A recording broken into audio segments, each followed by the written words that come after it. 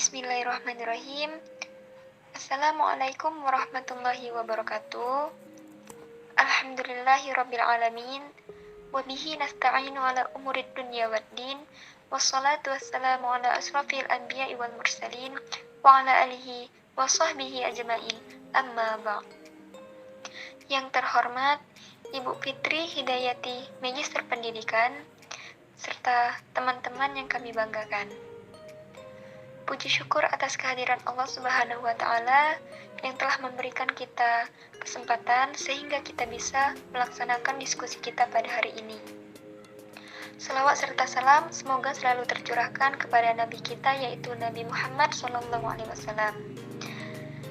Di sini kami dari kelompok 4 yang beranggotakan Desti Nadia, Mutiara Umi, Niken Putri Ambarwati, Sri Harni Juwita, Zahra Nurfakia Fajri, dan Femi Yudani akan mempresentasikan hasil diskusi kami dengan makalah yang berjudul Komunikasi Organisasi Pendidikan.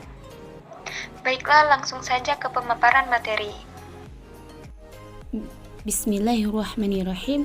Baiklah, saya Mutiara Umi akan mempresentasikan mengenai judul Pengertian Komunikasi dan Organisasi Pendidikan.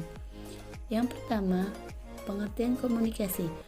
Komunikasi berasal dari bahasa Latin, yaitu communication, yang bisa dipakai untuk menjelaskan kemampuan manusia memilih label dan simbol tertentu, atau menjelaskan hubungan di antara manusia dan hubungan manusia dengan dunia di sekeliling mereka. Adapun menurut Syafaruddin, bahwa komunikasi adalah pemindahan informasi, gagasan, emosi, keterampilan, dan lainnya dengan menggunakan simbol, kata-kata, gambar, figur, dan grafik. Ada juga menurut Cangara bahwa komunikasi adalah suatu transaksi, proses simbolik yang menghendaki orang-orang mengatur lingkungannya dengan membangun hubungan antara sesama manusia melalui pertukaran informasi untuk mengutamakan sikap dan tingkah laku. Yang kedua, pengertian organisasi. Organisasi dapat diartikan sebagai dua atau lebih orang yang berada di dalam satu wadah atau satu tempat yang sama dan memiliki satu tujuan yang sama pula. Tujuan tersebut nantinya akan dicapai bersama dengan anggota dari organisasi tersebut melalui kerjasama dari pihak yang bersangkutan dalam organisasi tersebut. Perlu diketahui bahwa dalam suatu organisasi atau kita sering mengikuti sebuah organisasi, kita akan mendapatkan sebuah ilmu. Ilmu ini yang disebut ilmu yang tidak bisa dapat di bangku sekolah. Dan biasanya dalam suatu organisasi itu terdapat struktur atau jabatan. Struktur atau jabatan itu dimulai dari ketua, wakil ketua, sekretaris, bendahara, dan bidang-bidang lainnya, dan serta anggota-anggota dalam organisasi tersebut. Yang ketiga, pengertian pendidikan. Menurut bahasa, pendidikan diambil dari 4 bahasa. Yang pertama dari bahasa Indonesia. Dalam bahasa Indonesia, kata pendidikan ditambah awalan pe dan akhiran an yang mengandung arti perbuatan, hal ataupun cara. Yang kedua berasal dari bahasa Yunani, yaitu dari kata pedagogos yang berakar dari 2 kata. Yang pertama yaitu paidos yang artinya anak, dan yang kedua agoge yang artinya saya membimbing atau memimpin. Dan yang ketiga berasal dari bahasa Inggris, yaitu dari kata education yang artinya pengembangan atau bimbingan. Dan ada juga yang terakhir berasal dari bahasa Arab yang artinya tarbiyah, dari kata tarbiyah yang artinya pendidikan.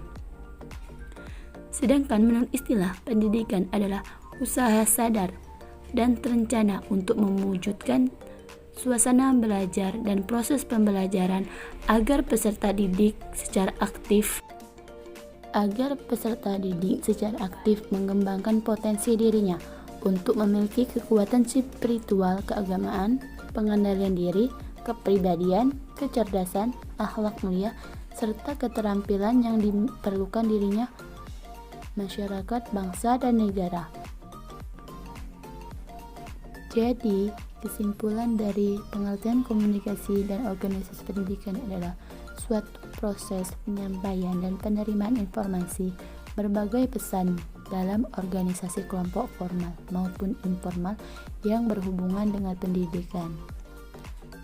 Baiklah, saya akan melanjutkan materi selanjutnya tentang tujuan komunikasi organisasi pendidikan. Tujuan komunikasi organisasi pendidikan yaitu 1. Menetapkan dan menyebarkan maksud daripada suatu usaha. 2. Mengembangkan rencana-rencana untuk mencapai tujuan. 3. Mengorganisasikan sumber-sumber daya manusia dan sumber daya lainnya seperti efektif dan efisien. 4. Memilih, mengembangkan, menilai anggota organisasi. 5. Memimpin, mengarahkan, memotivasi, dan menciptakan suatu iklim kerja di mana setiap orang mau memberikan kontribusi. Selanjutnya, Sutisna pada tahun 1983 mengemukakan bahwa dalam proses komunikasi tentunya memerlukan unsur-unsur komunikasi, yaitu A. Harus ada suatu sumber, yaitu seorang komunikator yang mempunyai sejumlah kebutuhan ide atau informasi untuk diberikan. B. Harus ada suatu maksud yang hendak dicapai, yang umumnya bisa dinyatakan dalam kata-kata pembuatan yang oleh komunikasi diharapkan akan dicapai. C. Suatu berita dalam suatu bentuk diperlukan untuk menyatakan fakta, perasaan, atau ide yang dimaksud untuk membangkitkan respon di pihak orang-orang kepada siapa berita itu ditujukan. D. Harus ada suatu saluran yang menghubungkan sumber berita dengan penerima berita. E. Harus ada penerima berita. Akhirnya harus ada umpan balik atau respon di pihak penerima berita. Umpan balik memungkinkan sumber berita untuk mengetahui apakah berita itu telah diterima dan diinterpretasikan dengan betul atau tidak. Berdasarkan dari unsur-unsur tersebut, jelaslah bahwa dalam kegiatan komunikasi itu di dalamnya terdapat unsur-unsur yang ada dalam komunikasi, baik itu unsur sumber yang merupakan sebagai komunikator yang memiliki informasi atau berita yang akan disampaikan terhadap penerima informasi dengan melalui atau menggunakan saluran atau media komunikasi antar unsur yang satu dengan yang lainnya. Jelas sekali adanya suatu keterkaitan, dan apabila salah satu unsur itu tidak ada, kemungkinan proses komunikasi akan mengalami hambatan. C. Fungsi komunikasi organisasi. Salah satu prinsip terpenting dalam menentukan keberhasilan sebuah organisasi adalah kemampuan berkoordinasi antara atasan dan bawahan. Secara sederhana, Saifullah menjelaskan bahwa fungsi komunikasi sebagai berikut. 1. Menyampaikan informasi. 2. Mendidik. 3. Menghibur. 4. Perubahan sosial. Menurut Gibb dan Hoggett, sebagaimana yang dikutip oleh Syarifuddin, bahwa ada 4 jenis komunikasi dalam organisasi. Dilihat dari penggunaan channel, maka proses informasi yaitu terdiri dari 1. Komunikasi dari atasan kepada bawahan. 2. Komunikasi dari bawahan kepada pemimpin. 3. Komunikasi horizontal atau komunikasi pada level yang sama dalam organisasi. 4. Komunikasi diagonal atau komunikasi individu dalam level dan bidang berbeda. Komunikasi akan menjadi efektif apabila memperhatikan 7 faktor berikut. 1. Sasaran komunikasi harus diketahui secara pasti dengan penunjukan individu menduduki suatu posisi. 2. Sasaran komunikasi diusahakan sependek mungkin, sehingga semakin pendek jalur komunikasi akan semakin cepat sampai kepada penerima. 3. Mempunyai saluran formal, maksudnya ada orang yang melaporkan pesan kepada orang yang telah ditetapkan. 4. Harus melakukan saluran yang lengkap, misalnya komunikasi dari atas ke bawah, harus melalui setiap tingkat hierarki organisasi. 5. Sumber komunikasi harus dapat dipercaya. 6. Saluran komunikasi tidak boleh diselingi atau diganggu pada waktu komunikasi. 7. Sumber komunikasi dalam organisasi harus jelas. Baiklah, saya akan menjelaskan tentang pentingnya komunikasi organisasi. Komunikasi dan organisasi merupakan dua hal yang penting bagi kehidupan manusia.